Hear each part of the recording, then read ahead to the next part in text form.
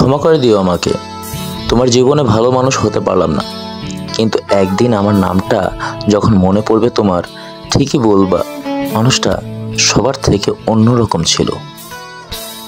অবহেলা বোঝার জন্য মানুষের ভাষার প্রয়োজন হয় না, তার ব্যবহারই যথেষ্ট। আমাদের বর্তমান সমাজে প্রত্যেকটি নারী সুখী হতে চায়, কিন্তু সে এটা জানে না যে সুখী হওয়ার জন্য একটা ছেলের পবিত্র ভালোবাসাই যথেষ্ট। SMS রিপ্লাইয়ের দেওয়ার গতি বলে দেয় কে কার জন্য কতটুকু ইম্পর্টেন্ট। ছেলেদের মন হলো অনেকটা কবরস্থানের মতন, ভিতরে কি চলতেছে তা কেউ জানার সাধ্য নেই একমাত্র আল্লাহ ছাড়া। আমাকে যে ছেড়ে গেছে সে জন্মের বাচ্চা। আমি এখন মানুষের মনে ঘৃণা জন্ম দেই, মুগ্ধ করার ক্ষমতা কমে গেছে আমার। আমি এতটা সুন্দর না যে আমার জন্য কেউ loyal, first reply, waiting, care এবং আমাকে বুঝবে। আমি চাই আমার শখের নারী আমার বউ হোক, আমার মায়া ভরা ভালোবাসা অন্য কারো না হোক। নতুন বছরের লাইফটাকে নতুনভাবে রিস্টার্ট করতে হবে, অতীতকে ভুলে লাইফটাকে নতুনভাবে সাজাতে হবে। যখনই বলেছি ভালোবাসি তোমাকে, তুমি প্রশ্ন করেছো একটাই, কতখানি? সত্যি বলতে গিয়ে আমি ভালোবাসায় মাপঝোপ বুঝি না এতটুকু, তাই তোমাকে হয়তো কোনোদিনই এই প্রশ্নের উত্তরটাও দিতে পারবো না ঠিক মতো। তবে যখন তোমাকে কাছে পাই না, ভীষণ শূন্যতা অনুভব করি। হাজারটা ব্যস্ততার মাঝেও তোমার মুখখানা ঠিক মনে এসে ওঠে, আর একা হলে কেবল তোমার খেয়ালে আসক্ত হতে ভালো লাগে। সেই টানগুলো, সেই অভাব বোধগুলো, সময়ে সময়ে অনুভবগুলো দিয়ে বোঝানো যেত তোমায় ঠিক কতখানি ভালোবাসি। আমি তবে হয়তো কিছুটা বোঝাতে পারতাম।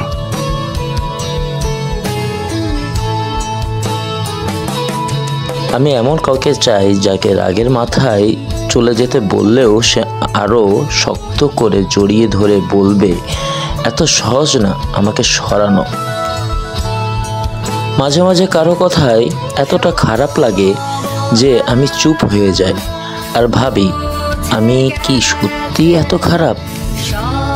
যখনই একটু খুশি থাকার চেষ্টা করি, তখনই না দুঃখ এসে আবার আমাকে জড়িয়ে ধরে। পরিস্থিতি আমাকে ধৈর্য ধরা শেখাচ্ছে, যার কিনা একটা সময় সব জেদ করে পাওয়ার অভ্যাস ছিল। এরপর হারিয়ে যাওয়ার পর আর খুঁজতে এসো না। যখন সঙ্গে ছিলাম, কই তখন তো আর মর্যাদা দিলে না। আমি আছি তো। সব সম্পর্কের শুরু বোধহয় আই লাভ ইউ এই 3টে শব্দ দিয়ে হয় না। কিছু সম্পর্ক স্রেফ বিশ্বাসের উপর তৈরি হয়, আর সেই সম্পর্কগুলোতে আমি আছি তো এই 3টে শব্দ অনেক বেশি প্রাধান্য পায় তথাকথিত প্রচলিত বাকি 3টে শব্দের থেকে। তুমি শুধু বেইমানি করনি, তুমি আমায় জীবিত দেহটাকে দাফন করে দিয়েছো।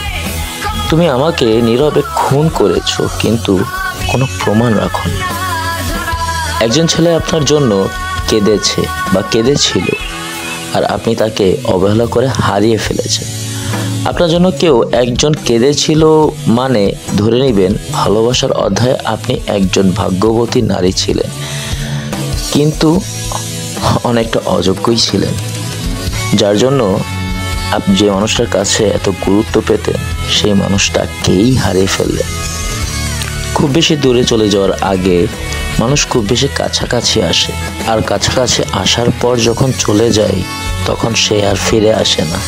আত্মসম্মানে আঘাত আসলে আর কোনোদিনও ফিরে তাকাবো না। তুমি যতই আপন হও আর মরে মানুষ হও, কেউ কখনো আমার সাথে উঁচু গলায় কথা বলার সাহস পায়নি। অথচ দেখো তোমার কত অপমান সহ্য করে গেলাম আমি। সম্পর্ক যখন বিচ্ছেদ খোঁজে মানুষ তখন সঠিক বললেও ভুলই বুঝে।